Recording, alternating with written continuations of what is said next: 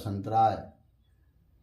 महाशिवरात्रि के पावन पर्व की आप सभी देशवासियों को बहुत बहुत शुभकामनाएं। इस पवित्र दिन पर परमात्मा आप सबको खुशियां दे और इसी कड़ी में हम आपसे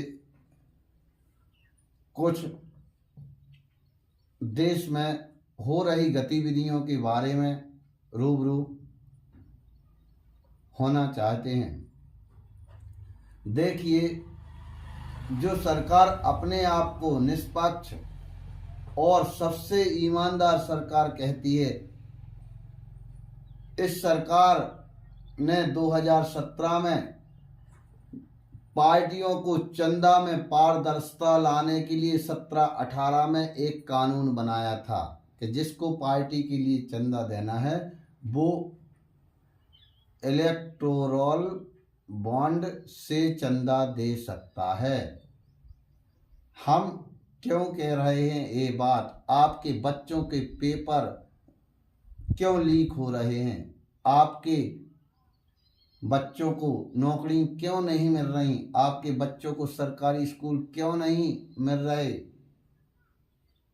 और अन्य आपके विकास से जुड़ा हुआ यह मैटर हो सकता है, क्योंकि भारतीय स्टेट बैंक जो भारत देश की सबसे बड़ी सरकारी बैंक है, इस बैंक को सरकार ने जनवरी 2018 में इलेक्ट्रिक बॉन्ड लाई और दस्तावेज रूप में 1000 से 1 करोड़ 10 करोड़ तक का चंदा कोई दे सकता है। वो चंदा कैसा देगा? जैसे आपको चंदा देना है किसी पार्टी के लिए, तो आप बैंक जाएंगे, बैंक से वह दस्तावेज खरीदेंगे, उसका नंबर रहता है, जैसे अपना आधार कार्ड का नंबर रहता है। अब वो दस्तावेज आप खरीद कर आपके खाते से बैंक राशि ले लेगी और जैसे आपको चंदा देना है बीजेपी, कांग्रेस या अन्य पार्टी को, आप उस कार्यालय में चले जाएंगे। अब वह पार्टी उस दस्तावेज को स्टेट बैंक में जाके भंजा देगी।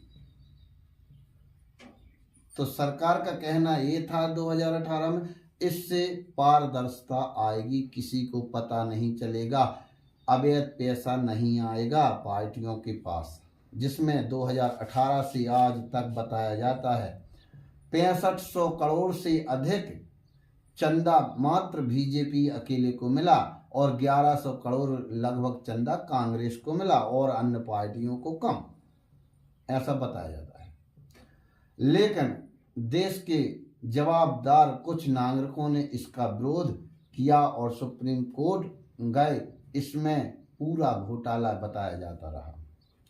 जब माननीय न्यायालय में यह केस चला तो माननीय न्यायालय ने इसका संज्ञान लिया और इसको अवैध किया, बंद हो, और जो जानकारी जिसने चंदा दिया है उसकी जानकारी सार्वजनिक हो। और माननीय न्यायालय ने बैंक SBI को आदेश दिया 6 मार्च और 13 मार्च को सभी नाम ओपन करने की सूची जारी करनी, लगभग 1 माह पहले।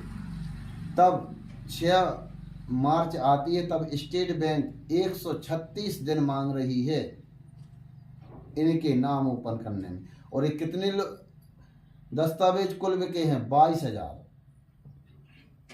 अब बोलिए, जो बैंक 65 करोड़ खाते जिस बैंक से लोगों के हैं 65 करोड़ पूरा डिजिटल, मोदी जी कहते हैं हम एक बटन दबाएंगे और पूरे के खाते में पैसे आ जाते। अच्छी बात है, उनको बताने में क्यों 136 दिन मांगे जा रहे? अब इस पहलू पे चलते हैं। 90 दिन में हो जाएंगे चुनाव केंद्र के, बैंक 136 दिन मांग रही है। यदि यह ओपन होती है तो आपने को जानकारी लगेगी कि अडानी, अंबानी, मेहुल चोक से ललित मोदी XYZ कोई भी किसने किसको चंदा दिया और कौन देश छोड़ के भागा, किसकी फैक्ट्री 4 गुना बढ़ी, किसका कर्ज माफ हुआ और क्यों इसने चंदा इनको अधिक दिया। और दूसरी चीज, अगर लगता है ऐसा,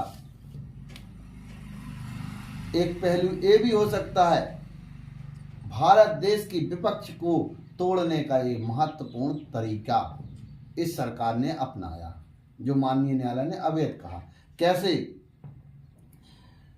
भारतीय स्टेट बैंक भारत सरकार के अधीन आती है और मात्र चंदा देने वालों के नाम भारतीय स्टेट बैंक को मालूम। तो एक उदाहरण के लिए लें, जैसे हमने चंदा कांग्रेस को दिया या अन्य पार्टी को, बीजेपी को नहीं दिया, तो हमारे ऊपर क्या ईडी की नोटिस आए, क्या ईडी की छापा घले, जब जानकारी हमको दी गई कि चंदा आप बीजेपी को दो। ऐसा हो सकता है, तभी तो बताया जाता है कि 100 में से 60 रुपए लगभग बीजेपी को मिले और बाकी 40% में सब पार्टियां, 50 से 60% बीजेपी को। इससे क्या, आपकी जिंदगी खत्म हो रही। आपकी जब विपक्ष नहीं रहेगा तो आपकी आवाज कौन उठाएगा? अब फैसला आपको करना है। इस देश की जवाबदार मीडिया भी अपने स्तर से कुछ चैनल किस प्रकार से उठा रहे, ये आपको देखना है। यह कितना महत्वपूर्ण मुद्दा है। 6500 करोड़ से अधिक बीजेपी को मिला है चंदा 5 सालों में। 6500 करोड़ कितना होता है?